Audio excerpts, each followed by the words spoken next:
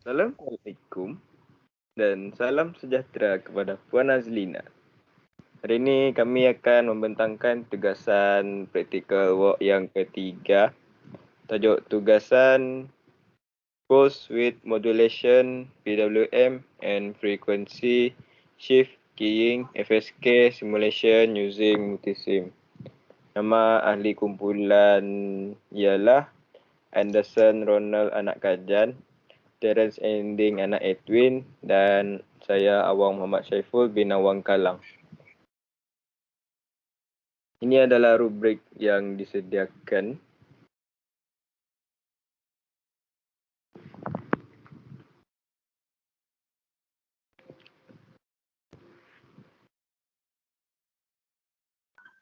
Learning outcome at the end of this experiment, student will be able to construct a pulse width modulation and FSK transmitter circuit. Observe a pulse width modulation and FSK transmitter circuit in the Multisim software. Analyze the waveform through oscilloscope instrument, XSC equipment, PC or laptop, Multisim and software. Multisim software.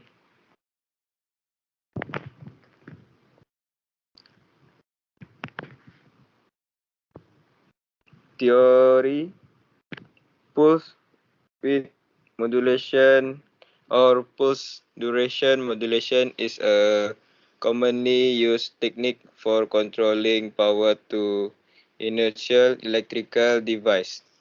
Made practice by modern electronic power switch.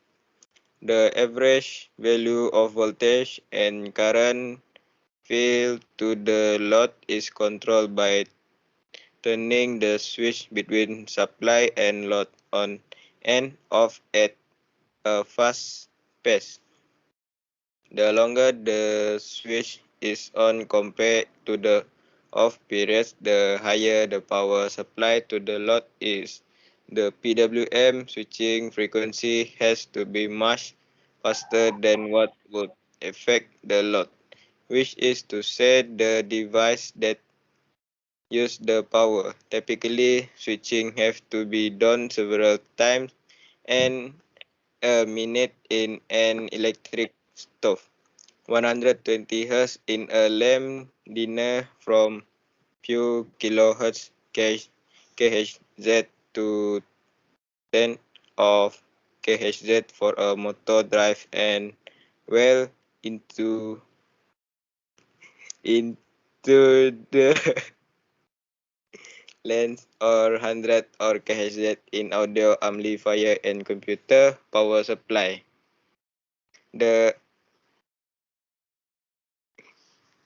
This is a Raja pulse width modulation. Itu PWM signal and source signal.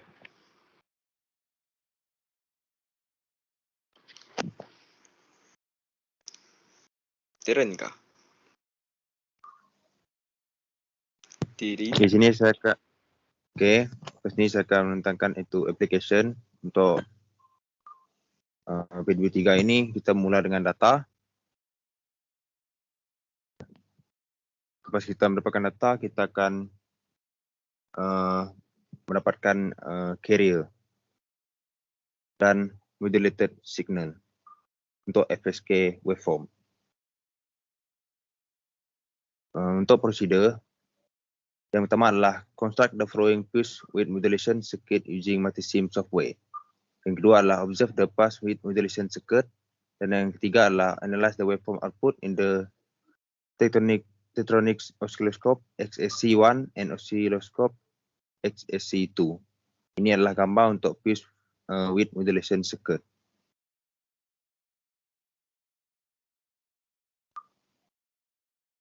Dan ini adalah untuk Raja yang ke-24, iaitu cara kita mendapatkan function generator 1 dan setting yang kedua. Untuk prosedur yang keempat, kita akan construct the following FSK transmitter circuit using multi-sim software. Yang kelima adalah observe the FSK transmitter circuit. Yang keenam adalah analyze the waveform output in the oscilloscope XSC1 and Tektronix oscilloscope XSC2. Dan kita akan mendapatkan seperti yang dalam gambar adalah transmitter circuit, FSK transmitter circuit.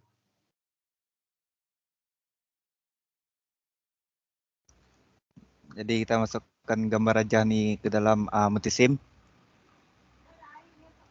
Dan dia punya function generator dia, setting dia. Frekuensi dia kita setting pergi 100 kHz, duty cycle dia 50%, amplitude dia 5, offset dia 0 volts.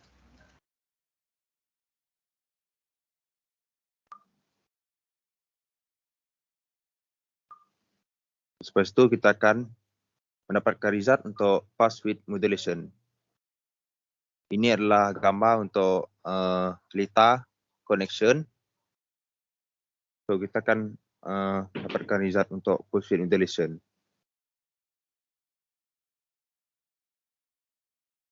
Macam mana?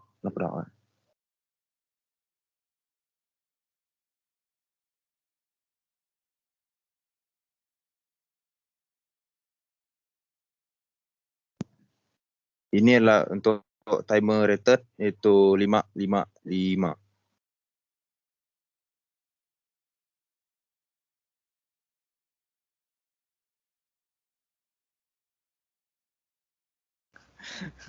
So bateri dia V1 adalah kita menggunakan 12 volts. For perintah yang pertama R1 adalah 10 kilo ohm dan C1 dia 1 UF, R2 dia kita menggunakan 100 ohm perintah, R3 dia juga sama juga 100 kilo ohm.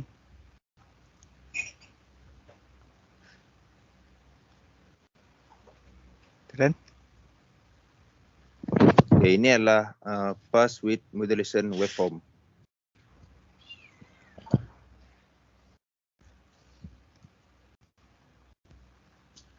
Untuk yang kedua, kita akan mencari result untuk frekuensi shift keying.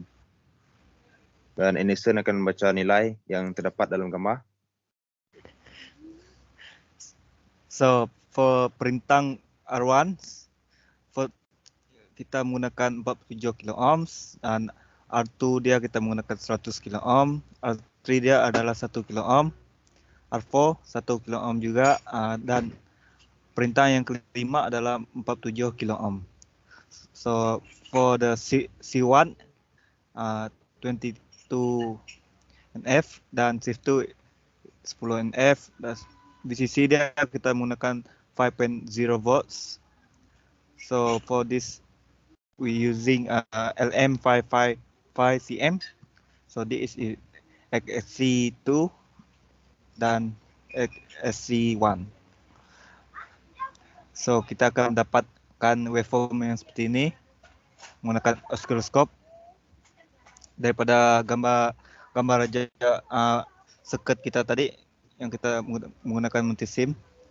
So for the question is describe the PWM. The push width modulation atau disingkatkan PWM or push duration modulation PDM is a method of reducing the average power by delivered by an electrical signal. So by effectively chopping it up into discrete parts. Then pulse width modulation is a technique which convert an analog signal into a digital signal for the transmissions. For the pulse width modulation, it also converts an audio signal into a sequence of pulse having constant amplitude. But the width is proportional to amplitude of an audio signal. So describe the FSK. Question number 2 is frequency shift keying FSK is the digital modulation technique in which the frequency of the carrier signal varies according to the digital signal change. So FSK is a scheme of frequency modulation. The output of FSK modulated wave is high frequency of binary high inputs and is low in frequency for binary low inputs. For the number 3 question is describe duty cycle. So duty cycle is the ratio of time a load or circuit is on compared to the time the load or circuit is off. Duty cycle, sometimes called duty factor, is expressed as a percentage of on time.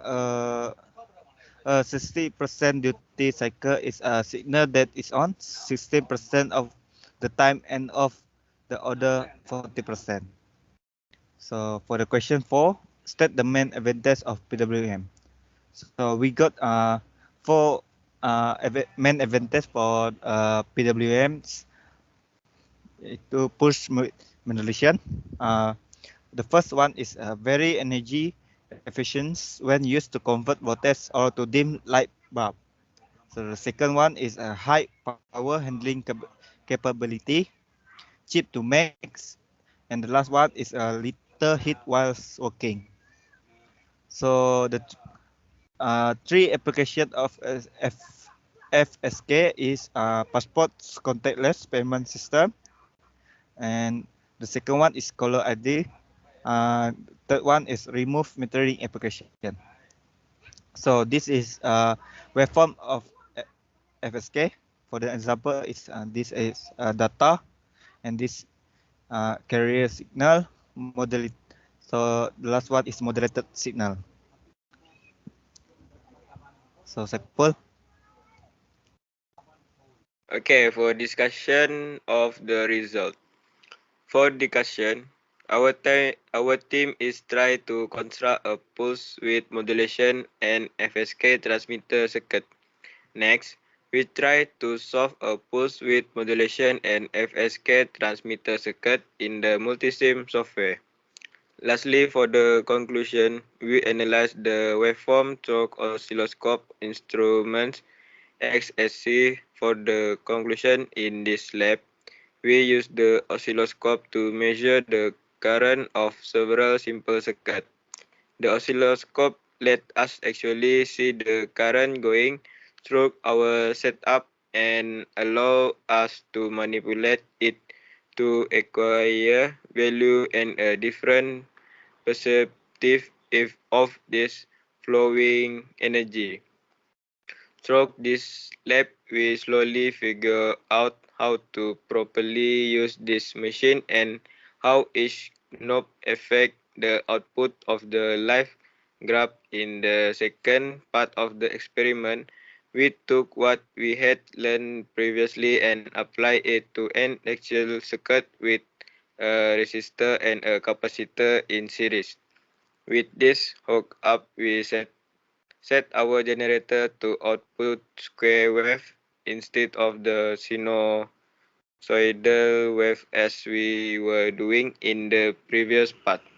This type of wave is meant for the capacitor. Each time it is charged, it is slowly discharged until the next pull of energy. The square waveform give it that time to fully discharge before recharging it again.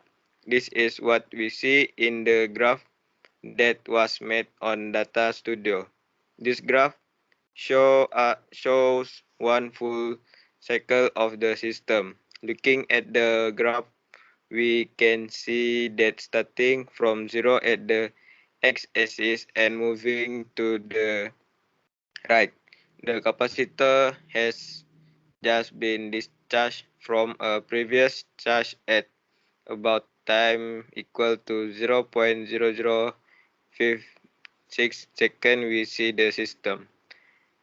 And for the conclusion at this practical work 3, we finally can study about understand pulse width modulation PWM and understand transmitter circuit. Next, we can study how to use multisim software to solve a pulse width modulation and FSK transmitter circuit.